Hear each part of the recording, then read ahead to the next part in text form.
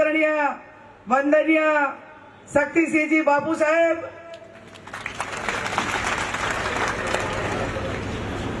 गुजरात प्रदेश कांग्रेस समिति कार्यकारी प्रमुख आदरणीय इंद्रविंदरसिंह गोयल साहेब, बलदेवजी ठाकुर, गुलाबसिंह भाई राजपूत, गिरी बन्ना साहेब,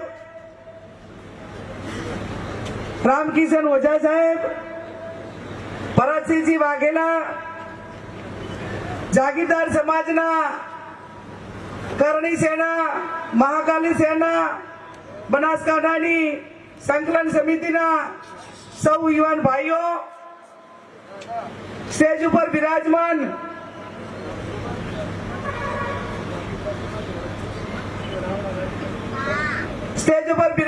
અને આપ સૌ આમંત્રણને માન આપીને પધારેલ ક્ષત્રિય રાજપૂત સમાજ, જાગીરદાર સમાજ અને રાવણા રાજપૂત સમાજ, સૌ ક્ષત્રિય સમાજને આમંત્રણના માન આપીને પધારેલા સૌ મહેમાનશ્રીઓ, વડીલો, યુવાન ભાઈઓ અને બહેનો,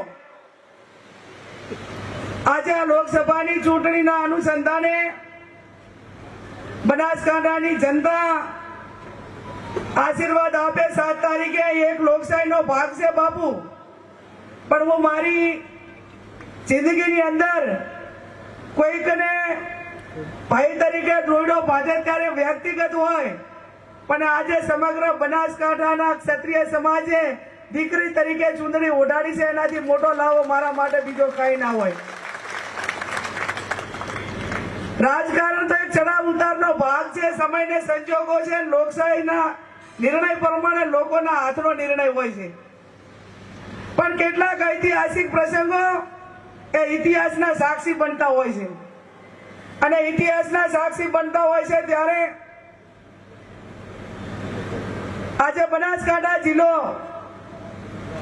સમગ્ર ગુજરાતની અંદર જ્યારે પહેલામાં પહેલી ટિકિટ બાપુ તમે માને જાહેર કરીને ત્યારે મારો ક્ષત્રિય સમાજ હોય કે મારો બનાસકાંઠા જિલ્લો હોય, આ બે ટાઈમે બાપુ તમારો આભાર માન્યો અને અમને એમ લાગ્યું કે બનાસકાંઠાની જનતાની નોંધ એક જાગીરદાર આગેવાને, જાગીરદાર નેતાએ એક ગરીબ સમાજની દીકરીની પહેલામાં પહેલી ટિકિટ જાહેર કરીને એની નોંધ લીધી છે અને સન્માન આપ્યું।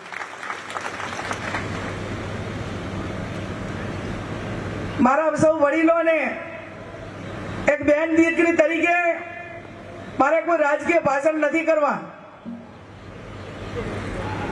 જ્યારથી કરીને એક ક્ષત્રિય સમાજ એની અસ્મિતા માટે, બેન દીકરી માટે એ આજથી નહીં પણ ભૂતકાળ ઇતિહાસ ગવાશે કે 18 આલમ 36 કોમની કોઈ પણ બેન દીકરી હોય, ગામમાં નાના મોટું કોઈ તકલીફ કે ઝઘડા જેવું હોય અને ગામની અંદર ક્ષત્રિય સમાજનું એક ઘર હોય ને તો એને 18 આલમ એમ કે બાપુ અમારા ઘરે પધારો, અમારી સાથે પધારો, અમારી આ બેન દીકરીનો આ પ્રશ્ન છે અને એનું સોલ્યુશન કરવા અમને મદદ કરો।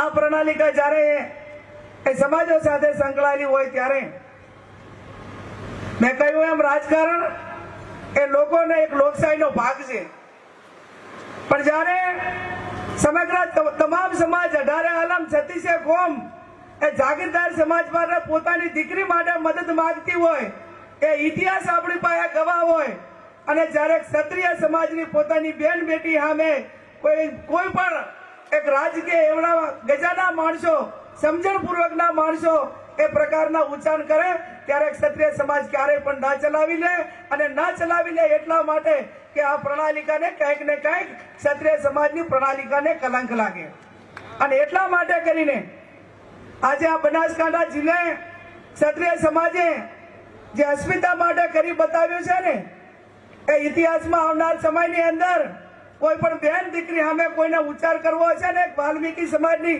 દીકરી સામે તો એ પણ ઉચ્ચાર સવાલ કરવા વાળાને 100 વખત વિચાર કરવો પડશે।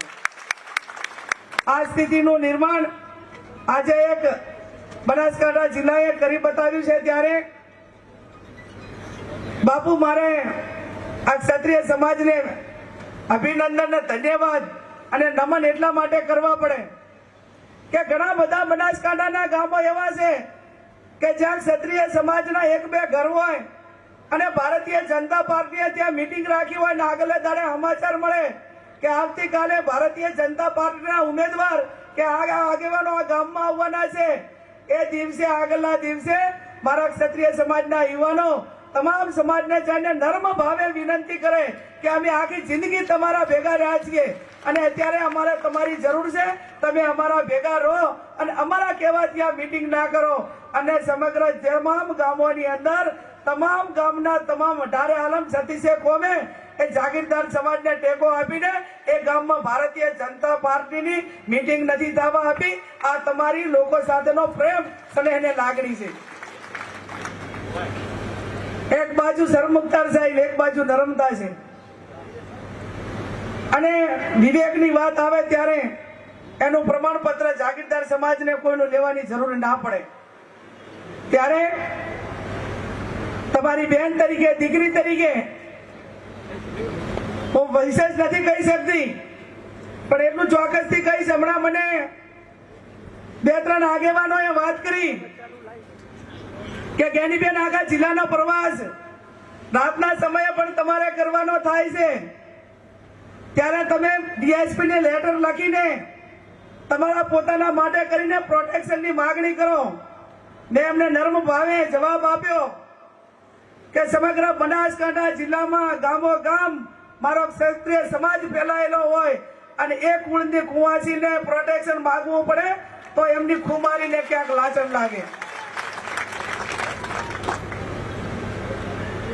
આવડો ભરોસો જ્યારે અમે બધા તમારા ઉપર લઈને બેઠા હોય ત્યારે આપ સૌને 2 હાથ જોડીને વિનંતી કરું છું.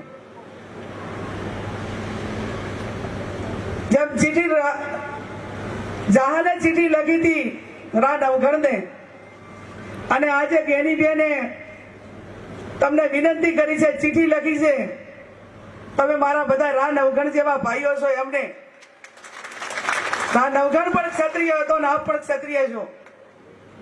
ત્યારે ઇતિહાસના દર્શન થાય છે, અને ઇતિહાસના દર્શન થાય છે ત્યારે જેમ બળદેવજીએ કહ્યું એ પ્રમાણે 7મી તારીખે મતદાન છે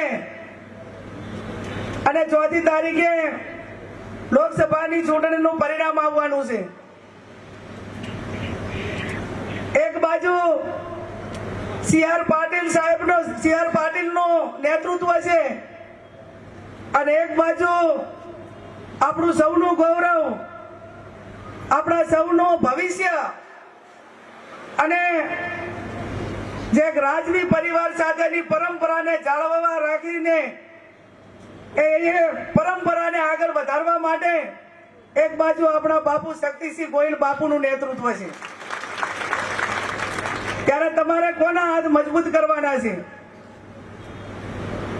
સમગ્ર ગુજરાતમાં 1 સીટ આવશે ને તો દિલ્હીના દરબારની અંદર કોલર ઊંચા કરીને ભાગડી પહેરીને મારા આદરણીય વડીલ શક્તિસિંહ ગોહિલ સાહેબ એ સંસદની અંદર કહેશે કે હું બનાસકાંઠા જિલ્લો જીતી લાવ્યો છું.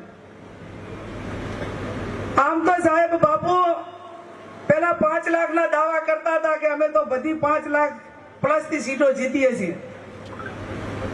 પુનેપૂર્વક રણનીતિના ભાગરૂપે જેમ જેમ કોંગ્રેસ પાર્ટીના ઉમેદવારો મેદાનમાં આવતા ગયા એમ એમ ક્યાંક ઉમેદવારો બદલવાનો વારો આવ્યો અને બનાસકાંઠાની અંદર પણ પહેલા તો એમ કહેતા હતા કે અમે તો 5 લાખ નહીં પણ સૌથી મોટા રેકોર્ડથી જીતવાના છે. હવે તો 1 મહિનાની અંદર ગુજરાત પ્રદેશના ભાજપના પ્રમુખને અને રાજ્યના મુખ્યમંત્રીને બનાસકાંઠાની અંદર અપડાઉન કરવું પડે રહ્યું. તમામ સંસાધનો સામે લગાવી દીધા. એક બાજુ જનશક્તિ ને એક બાજુ ધનશક્તિ, એક બાજુ સંસાધનો ને એક બાજુ સિદ્ધાંતો. જ્યાં સિદ્ધાંતો હોય ને જ્યાં જનશક્તિ હોય ને ત્યાં કોઈ પણ પ્રકારની બીજી જરૂર પડતી નથી. ત્યારે સંસાધનો વાપરી ચૂક્યા, ગુજરાતના નેતાઓને બધાને લાવી ચૂક્યા અને હવે આવતીકાલે તમારે એમને પોતાને બનાસકાંઠામાં એક ગરીબ સમાજની દીકરીને હરાવવા માટે દેશના વડાપ્રધાનને આવવું પડે. આનાથી મોટી તાકાત બનાસકાંઠાની કઈ હોઈ શકે? ત્યારે આપ સૌને મારી બે હાથ જોડીને વિનંતી છે કે આજે આ તમારું જે મારું જે મામેરું તમે બધા ક્ષત્રિય સમાજે ભર્યું છે એ મામેરાની મર્યાદા હું સમજુ છું. કોઈ બેન દીકરીના માથા ઉપર જાગીરદાર સમાજ, સર્વ સમાજ, ક્ષત્રિય સમાજ એના માથા માથે ચૂંદડી ઓઢાડે, એ ચૂંદડીની શાન બાન ને મર્યાદા શું છે એ હું ખૂબ જવાબદારી પૂર્વક સમજુ છું. અને આ તમારી ચૂંદડીને ક્યાંય આંચ નહીં આવવા દઉં એની હું આપ સૌને ખાતરી આપું છું. આજથી મારી જવાબદારી ઘણી મોટી વધી જાય છે. મારે રાજકારણ પૂરતું સીમિત ન રહીને